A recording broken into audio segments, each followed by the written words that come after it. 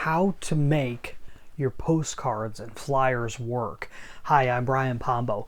Welcome back to Brian J. Pombo Live. I'm going to use a specific example of a postcard and go through. This was handed out like a flyer. So the same thing is true of either way, whether you're dealing with a postcard that you're sending through the mail or a flyer. The real question is, how does it work? How do you know that it's working?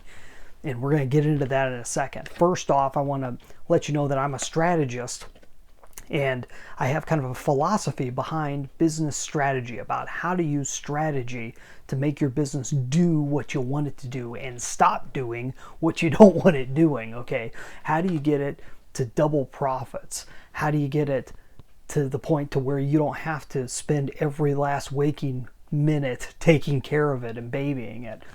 All these things can happen for you over time, but it needs realistic introspection, and I'm going to recommend the first step. You go check out my book, 9 Ways to Amazon Proof Your Business. I'm not looking to sell a whole bunch of books, so you can get your own free copy at amazonproofbook.com. amazonproofbook.com. Get a free digital copy. If you want to get a physical copy, you get one from amazon.com or any of the places you can buy books.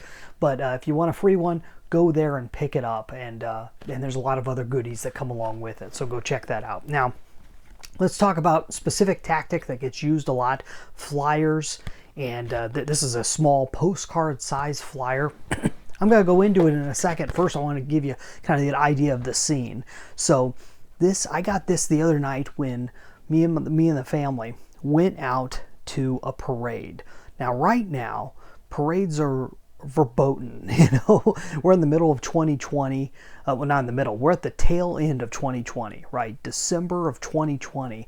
So we're dealing with the COVID crisis and everything. We're in the second levels of lockdowns that have happened, to where they just don't want people out there. They don't want people interacting to try and slow the virus. I'm not exactly sure the distinct long-term vision of where they're taking things, but we're not going to get into that. That's not important at this point.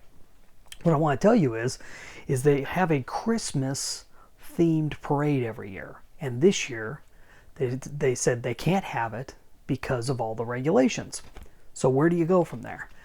Well, people tend to continue living their lives one way or the other, and so they decided to put on a Christmas parade that was not official.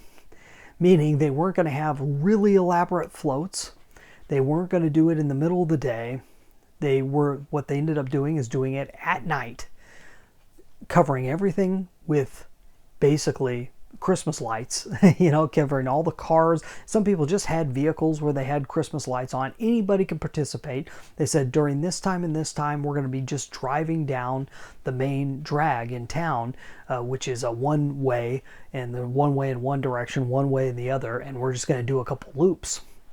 So they ended up doing that. It actually ended up having a great turnout. A lot of people coming out, people that just weren't that concerned about that. The people that were concerned wore masks and kept their distance from people. And it was all good fun. I think it worked out fine. Now, during that, some people took the advantage, especially a lot of churches and stuff in the area, took the advantage of handing out candy, canes, and other things wrapped with little pieces of basically, advertising for their churches or advertising for their faith. And this is one of them. Now, I'm not going to go through all the details of this one. It's glossy. It's cardstock. It's rather hard. It kind of forces you to at least look at it.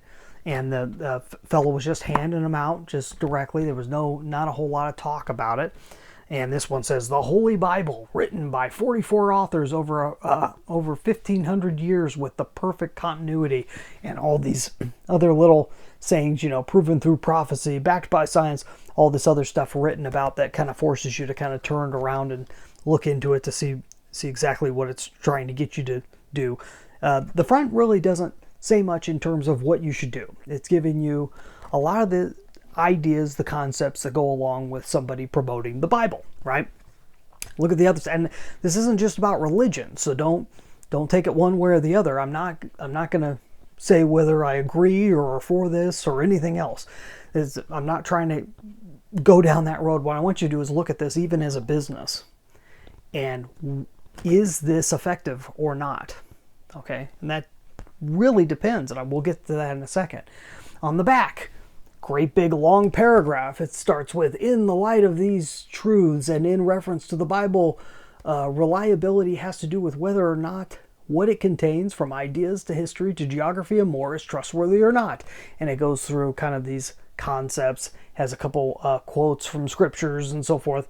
On the very tail bottom here, you can see, it says JP Graphics, Artistry and Design. Okay, it's a bit of an ad for who put this together, probably helped pay for it.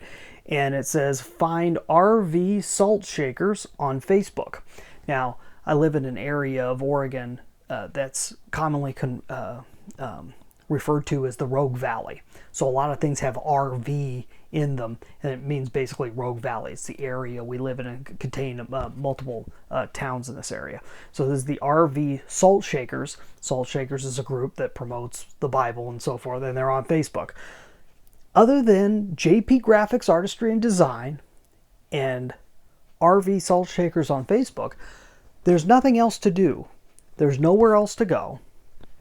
There's nowhere else to track it to see what the effects are of it. So was this effective or not? If the main effect, if your main desire is not to know whether it did any good and just remind people that the Bible exists and here's some ideas about what it is all about, then maybe it's effective. Maybe it's effective for you. Maybe it's worth putting money into this, sending people out and having them just pass these out willy-nilly to just anybody. Or not. But see, it comes back. All these things come back. Whether something's effective or not is what it's determined on what effect you want from it. What are you expecting to happen with this? Now, we're not expecting people to show up to a church. There's no church mentioned on here. But better not be expecting anyone to show up. We're not expecting anyone to purchase a particular Bible or to get them from certain places, or we may be expecting more people to show up on their Facebook page, perhaps, and that's something you can track. You can kind of see whether there's an influx or what have you. Maybe JP Graphics, Artistry and Design are expecting maybe a little bit of a bump from people knowing that they're associated with this. Other than that, there's no way to tell.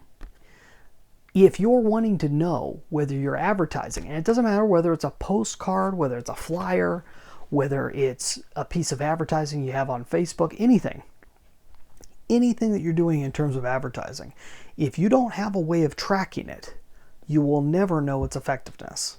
And I'm not saying this is bad, but you get what you expect. And if you're not expecting much out of it, then you won't necessarily get much. Maybe just doing this makes them feel like they're doing something effective, and maybe they are. There's no way to tell for sure, though. And if you want effective advertising, I'm going to recommend you give people something to do. For example, in this situation, I would make it a little bigger and say, to find out more about such and such, to get your own free Bible, to give them a reason for coming to find you on Facebook, and then have them come there with their hand out, say, I'm here to get this, I'm here to do that. Give them a reason to like you, follow you on Facebook, find out more about the Bible at this place. All it says is just find these people here. I happen to know who the Salt Shakers are, but the average person whom they may be going after, who doesn't know much about the Bible and may be interested, they don't know who the Salt Shakers are, what RV Salt Shakers is. And who says they're on Facebook to begin with, right? Depending on the age group, everything else. Nowadays, it's controversy in certain areas on whether you should even be on Facebook. So these are all things to keep in mind. It comes down to, what am I trying to achieve? And how can I track to see whether I achieved it or not? If you do that with your advertising, you'll go a whole lot further. That's the strategy behind the tactics of advertising. Hopefully you found that helpful. We'll be talking more about this as time goes on. It's just like I always do. It's called direct response marketing, and it's something you ought to look more into. You have a great night. In the meantime, get out there and let the magic happen.